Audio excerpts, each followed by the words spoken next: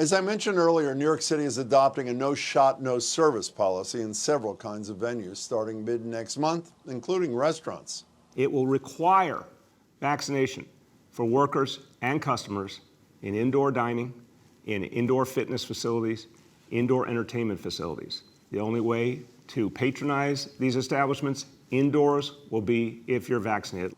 But the National Restaurant Association is already raising major concerns, noting, quote, restaurant workers suffered terrifying backlash when enforcing mask mandate rules last year and adding, quote, checking vaccination status isn't like IDing a customer before serving them a drink. Staff received training on how to do that. But for at least some restaurants in the Boston area, this idea is nothing new. PAGU in Cambridge, for example, is among those that have required proof of vaccine for weeks now. Its chef and owner, Tracy Chang, joins me along with Bob Luz. Bob's the president and CEO of the Massachusetts Restaurant Association. Bob and Tracy, it's good to see you both. Thank you for having us here. Tracy, how'd you make this decision? Jim, we were getting ready to open indoor dining even after a lot of folks were already doing it. We hadn't done it yet, and we wanted to just take the right precautions and do the right thing. And how's it affected your business, bottom line?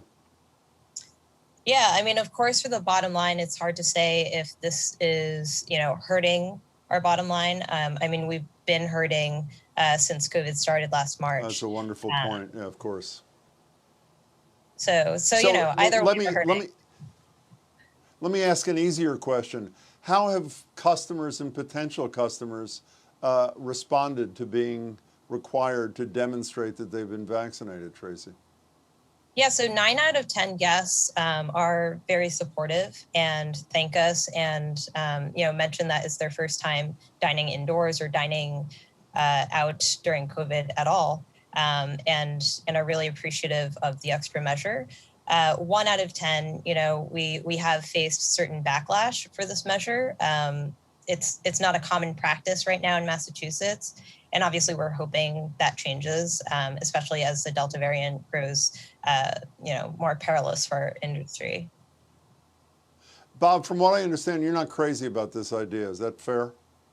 No, I mean, first of all, we respect Tracy and any other restaurant owner's decision and employees' decisions to do what they think is the right thing for their business and for their employees and for their guests. I mean, it's always safety first, and every restaurateur has the ability to make that decision themselves. And plenty of restaurants have, and plenty of restaurants stayed masked up since the whole thing rolled back May 28th. But the story here is everyone should get a vaccine. End of story. And we don't believe that the government should put enforcement responsibilities on understaffed and overstressed restaurant employees.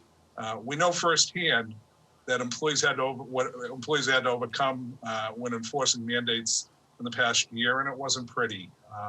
And as you stated earlier, we have to train our employees tremendously to just get them to check IDs before they serve a drink. And yeah, I guess that's just not what we're about. But Bob, if you say it's safety first, and I assume everybody, I hope everybody watching says you should get vaccinated, the facts are powerful. There's this variant that is surging, at least for the time being. The positivity rate in Massachusetts, even though we're doing better than virtually all states, is 9-fold what it was 6 weeks ago. There were 4 counties that were substantial or had high transmission rates a week ago. It's now up to 9. Isn't the obligation, forget the customers for a minute, isn't the obligation to the workers in a restaurant for a leader like Tracy and all leaders to vaccinate their people, and if they choose not to, be forced to? Yeah, again, so I'm trying to figure out why restaurants are the only industry that's being, put onto that decision matrix. Well, if I may, we just spoke to the treasurer and the mayor of Somerville. A lot of people, myself included, believe that governments should require their public-facing workers to do the same thing. Yeah, again, we're going to trust the governor. I think has been very adamant that he's going to follow the science on this. He's going to follow the data on this, and he's been that way throughout this whole thing. And right now he's saying, stay the course, and we believe that's the way it should be. And again, restaurants serve all, and to have us saying you can come in, you can't, or allowing you in, Jim, but not your children, because children aren't going to be vaccinated. Yeah. That's a decision you should make. Tracy, when you speak to your fellow owners, and I know you have a relationship with lots of them, why are they not? I mean, the minority, a very small minority, have taken the position you've taken. Why are they not following your lead? I think for some of the same reasons that Bob's mentioned in terms of, reluctance to train staff. I mean, I have written a document about how to do it. I have done it at my own restaurant. It's not that difficult. We're trying to show how, easy it is. And I know that folks are worried about the backlash. And to be honest, the backlash has mostly been online, and the in-person backlash is definitely manageable. But certainly there is fear, right? There is fear of, any kind of like physical altercation or vandalism, or, my manager's closing up at night and someone waiting outside the door because they don't agree with our policy. Like, of course, that is like the greatest fear that I have. My husband brought it up to me too, being like, hey, we have young children. Like we have that fear, but you know what? Like, I still think it's the right thing to do for public health. And so I still do it. But let me state the obvious, Tracy. If every restaurant was required to do it, a la New York City, you wouldn't have the blowback because you'd all be in the same boat. Is that not obvious? For sure. So I would Okay. hope that more restaurants do it. Bob, how about as an individual? I know you're a consumer of restaurants in addition to leading the organization. If you had a choice between two restaurants, one where it was required that everybody sitting at a table near you, everybody in the restaurant was vaccinated, and one not, would that issue not alone determine where you went? For me personally, no, it wouldn't. And again, I'd go to both of them, to be honest with you. Not just in my role, but I'd feel very comfortable going into either. I respect everybody's right to make that decision on their own. But I also feel very, very safe, and I've been out and about in restaurants across the state.